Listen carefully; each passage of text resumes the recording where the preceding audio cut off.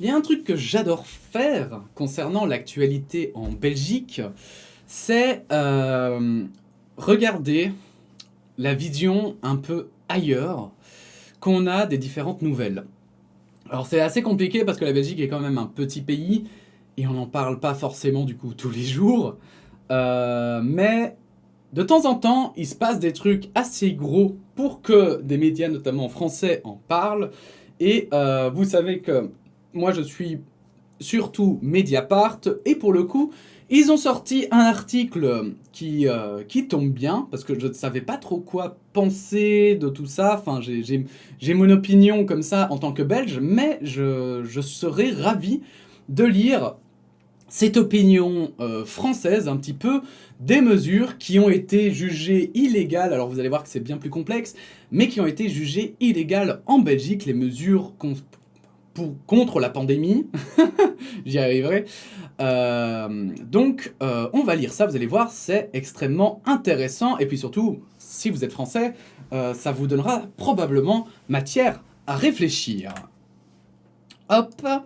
En Belgique, l'exécutif sanctionné pour avoir oublié le Parlement dans la gestion du Covid. Et ce titre, je l'aime beaucoup. Parce que déjà, c'est pour ça, alors je vous avoue que j'ai vraiment même pas lu l'article. J'ai juste vu le titre et je me suis dit, ok, ça va être intéressant. Parce que, en fait, si on analyse déjà la phrase, elle est déjà très bien écrite. Pourquoi ? Parce que l'exécutif sanctionné pour avoir oublié le Parlement dans la gestion du Covid, donc l'exécutif est sanctionné parce que justement, il a évité une étape dans sa gestion de la pandémie. Et c'est un élément extrêmement important parce que les mesures ne sont pas tant jugées en fait dans le fond illégales de ce que j'ai lu, c'est surtout qu'en fait ce qui est jugé illégal, c'est qu'ils aient outrepassé le Parlement. Mais vous allez voir que heureusement dans les pays justement des droits humains, dans les pays occidentaux démocratiques, il y a toujours une association ou quelque chose qui vérifie pour nous, et on a beaucoup de chance, que nos droits soient bien respectés. Et ici, c'est retombé sur la gueule du gouvernement. La Ligue des droits humains a fait condamner l'État belge en première instance. Des mesures restrictives des libertés face au Covid-19 ont été prises sans consultation du Parlement.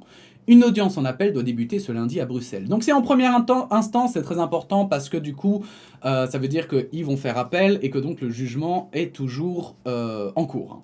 C'est le fruit d'une bataille, mais la première victoire, enfin pour la Ligue des droits de l'homme, est quand même très importante et même l'État ne conteste pas d'ailleurs le fait que pour le moment, c'est un peu la sauce. C'est le fruit d'une bataille que mènent des associations et des juristes depuis l'automne dernier, sur le front de la crise sanitaire. L'État belge a été condamné à comprendre des mesures pour mettre un terme à la situation d'illégalité apparente découlant des mesures restrictives des libertés et droits fondamentaux. En l'absence d'une base légale plus solide d'ici 30 jours, l'État devra s'acquitter de pénalités de 5 000 € par jour de retard. Donc c'est exactement ce que je disais. C'est parce qu'en fait, il n'y a pas de cadre légal, il n'y a pas de loi. La fameuse, la fameuse amende dont on a parlé dans plusieurs vidéos, hein, que les policiers mettent sur les gens qui ne respectent pas les mesures sanitaires, eh ben, cette amende n'est pas légale puisqu'elle repose sur rien, vous voyez. Et c'est ça elle repose certes quand même sur quelque chose, hein, sur enfin, je sais pas comment on appelle ça, je connais pas le terme technique, des amendements ou des trucs du style, mais pas sur un cadre légal, pas sur la loi, quoi. Il n'y a rien dans la loi qui indique qu'ils ont le droit de faire ça. Je voulais changer la lumière, du coup, je le fais maintenant parce que j'avais oublié. La Ligue des droits humains et son homologue flamand, la Liga voor Mensenrechten, avait introduit fin février une action en référé, c'est-à-dire en urgence, pour contester le recours systématique aux arrêtés ministériels, voilà le terme technique, pour appliquer des mesures anti-Covid en Belgique. Le tribunal de première instance de Bruxelles leur a donné raison dans une décision rendue publique le 31 mars, et l'exécutif a fait appel le même jour. Et en fait, c'est très important parce que déjà, grâce à la Ligue des droits de l'homme, on va avoir un cadre légal qui va être établi. Et pourquoi c'est important ? Parce que en dehors du temps de pandémie, dans un temps de pas crise, on va dire dans un temps mais de crise peut-être politique ou quoi que ce soit, il pourrait arriver qu'un gouvernement veuille justement abuser de ses pouvoirs en faisant plein d'arrêtés ministériels dans tous les sens. Mais comme vous pouvez le constater, on a quand même des barrières dans le système qui existe, belge, et c'est assez intéressant de le voir que, mine de rien, elles ont l'air de fonctionner. Alors, heureusement ici aussi, on n'est pas face à un gouvernement dictatorial qui veut s'imposer par rapport à la population. Mais, donc du coup, ça fait que probablement c'est plus facile, mais quand même, ces barrières sont là et c'est un peu rassurant de voir que elles ont un effet. Du côté de la Cour d'appel, une audience d'introduction est annoncée ce lundi 12 avril, donc demain, à Bruxelles. Mais il est loin d'être certain que la Cour parvienne à se prononcer d'ici au 30 avril, la date butoir à laquelle le gouvernement fédéral doit avoir révisé son cadre légal s'il veut échapper aux pénalités. Nous réclamons un débat parlementaire sur ces mesures qui jusqu'à présent n'a pas eu lieu, explique à Mediapart Olivia Venet, présidente de la LDH.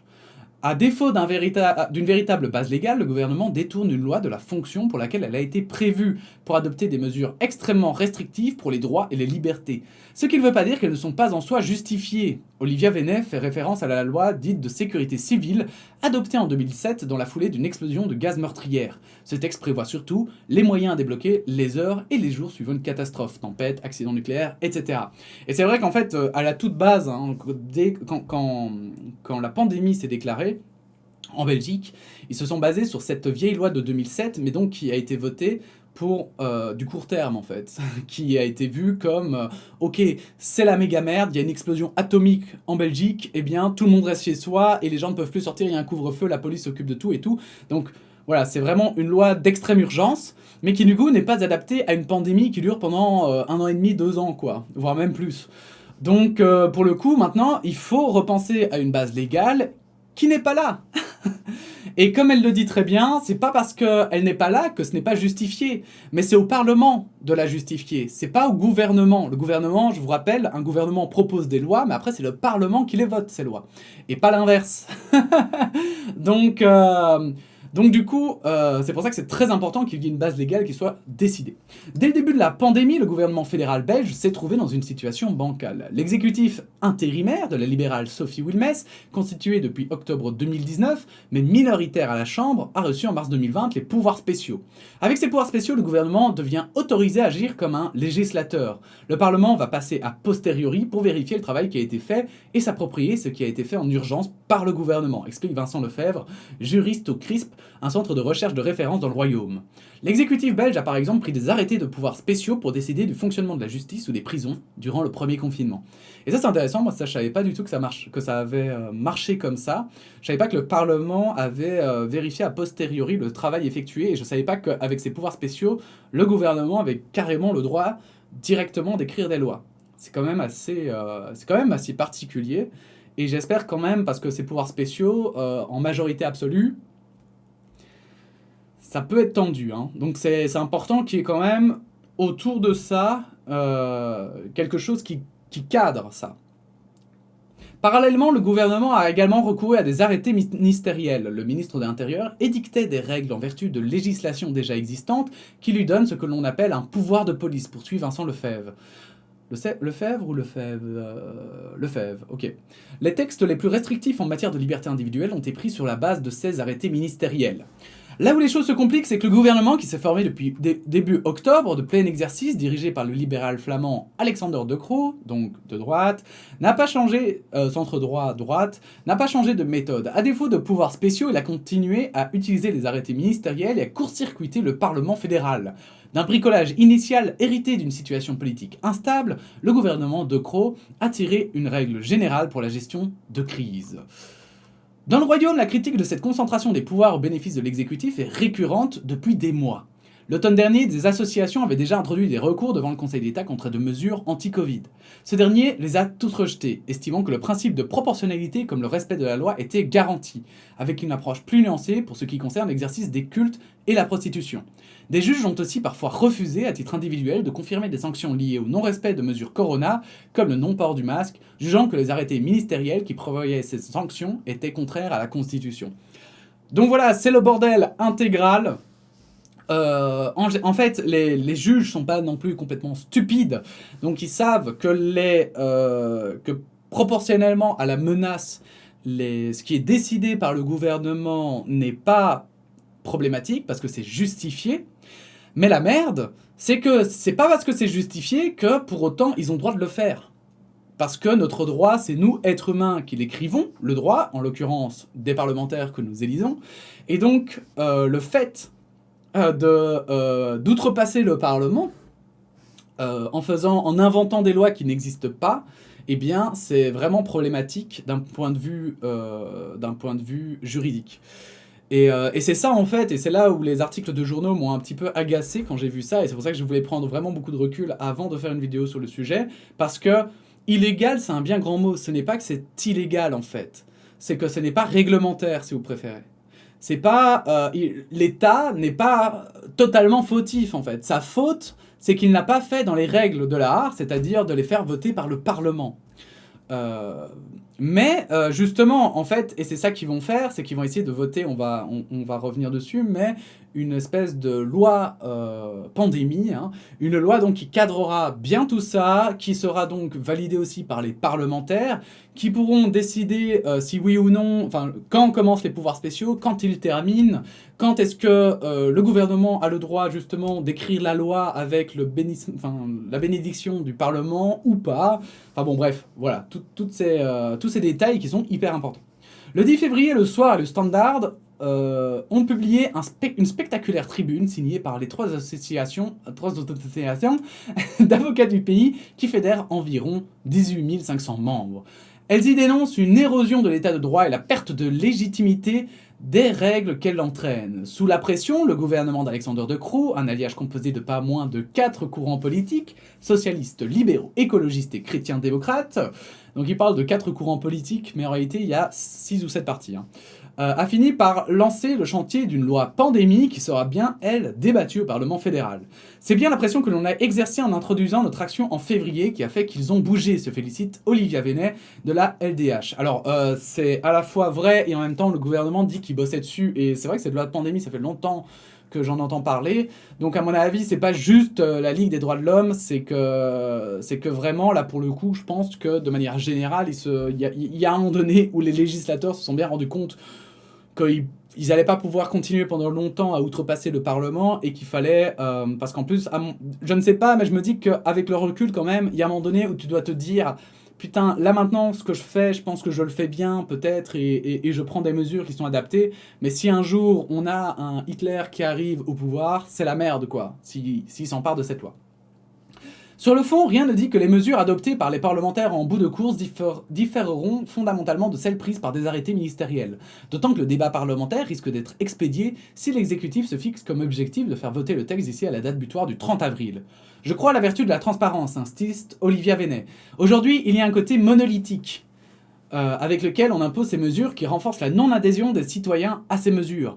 Même si le résultat à la fin est identique, au moins nous aurons débattu. Le processus sera devenu collectif, ça change tout. Et là par contre je la suis entièrement. C'est vrai qu'aujourd'hui on voit beaucoup de gens se plaindre des mesures et du fait qu'elles sont justement hyper totalitaires, que ce sont des gens qui en profitent pour garder le pouvoir... Et ça même par des gens qui, justement, pour moi, devraient avoir des reculs, notamment des étudiants et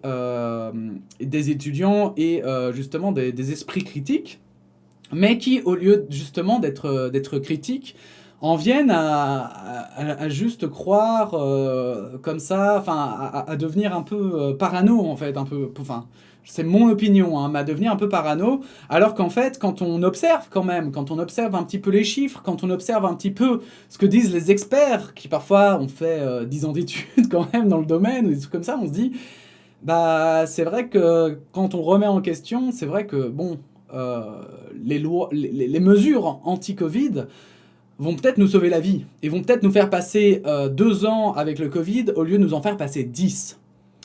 Mais ça, pour le moment, c'est très dur pour beaucoup de gens de se le mettre en tête, et surtout pour certains jeunes qui n'arrivent pas à... Enfin, des jeunes, je dis des jeunes, mais aussi des vieux, hein, qui n'arrivent pas à prendre du recul par rapport à la situation. Et là, le fait que le Parlement pourrait le voter, ça pourrait permettre justement de faire valider en partie, et que les gens se disent, bon, ben, c'est quand même des gens qu'on a élus, donc s'ils sont d'accord, bon. Après, il y aura toujours des gens pour aller, mais ça c'est un autre sujet.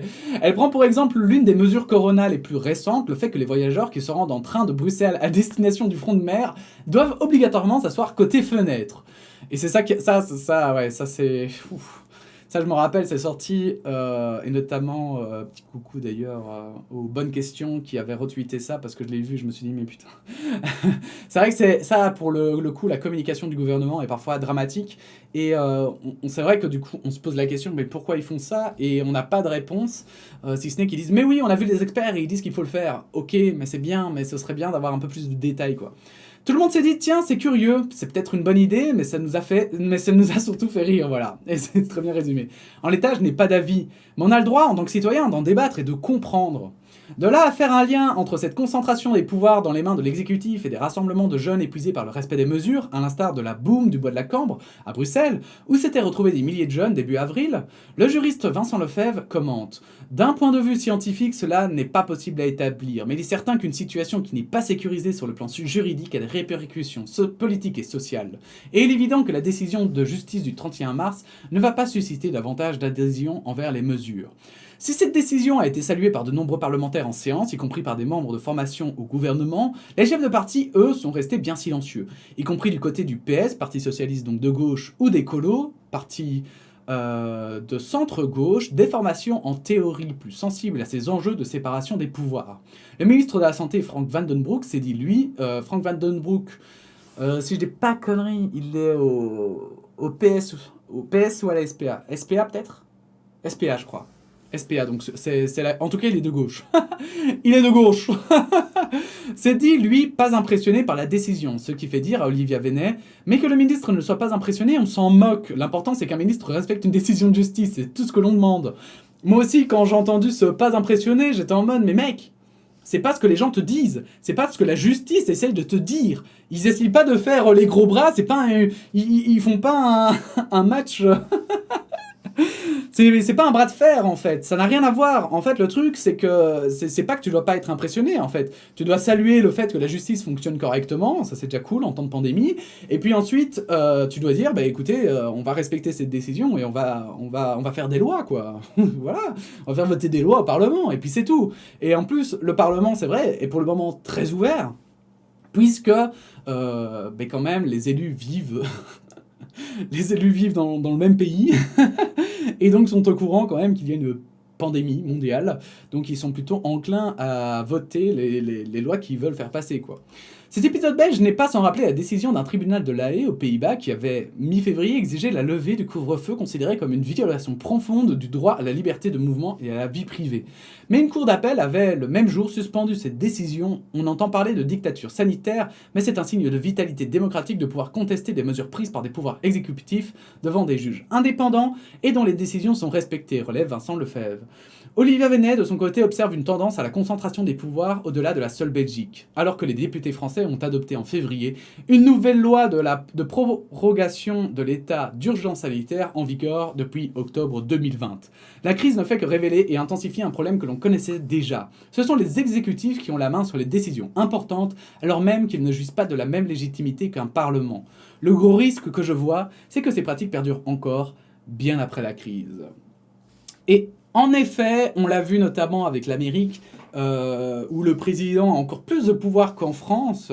Eh bien, il y a une envie, comme ça, de la part des différents présidents, d'outrepasser le Parlement, qui pourtant a plus d'élus, et est donc plus représentatif des nuances de la population. Et c'est vrai que moi, ça m'a un peu... Voilà, le fait de voir que ce n'était pas jugé illégal, parce que ça aurait été vraiment grave, mais jugé pas réglementaire, qu'on demande qu'en fait il y ait un débat parlementaire en 30 jours. En fait, tout ça me paraît pas complètement fou, même si je sais que justement les parlements, c'est un peu le bordel. En fait, quand on dit 30 jours, ça peut paraître gigantesque, et en fait... en termes de décision parlementaire, de proposition de loi qui doit après aller au Sénat, mais qui se renvoie la balle. Enfin, en 30 jours, c'est très rapide, mais ça me semble pas infaisable, et ça me semble en fait très sain de la part d'un État d'avoir ça qui lui est imposé. Alors, honnêtement, si j'étais en cour d'appel, ce qui n'est absolument pas le cas, et je ne suis pas juriste, hein, je le rappelle quand même, si j'étais en cour d'appel, je crois que je trancherais la poire en deux. Je dirais, bon, 30 jours c'est trop peu, mais on va dire, je sais pas, dans les 3 mois ça doit être fait quoi. Voilà, dans les 3 mois. Parce que ça c'est faisable. Et au moins, il y aura eu un débat fait aussi calmement, parce que plus... Il faut bien... je sais pas si vous connaissez le marketing qui consiste à faire prendre des décisions le plus vite possible au client. Ah, ici, j'ai un peu l'impression que c'est la même chose. Donc, en soi, si ça prend du temps, c'est mieux aussi pour le citoyen qui peut se poser des questions autour de toute cette loi, de toutes les règles qui sont imposées, etc. Ce qui n'est pas plus mal, en fait, je trouve. Voilà, n'hésitez pas à vous donner votre opinion en commentaire, j'espère que cette vidéo vous aura intéressé comme d'habitude. N'hésitez pas à vous abonner, à aimer cette vidéo, à la partager, et puis on se dit à bientôt pour de nouvelles actualités. Voilà, la bise.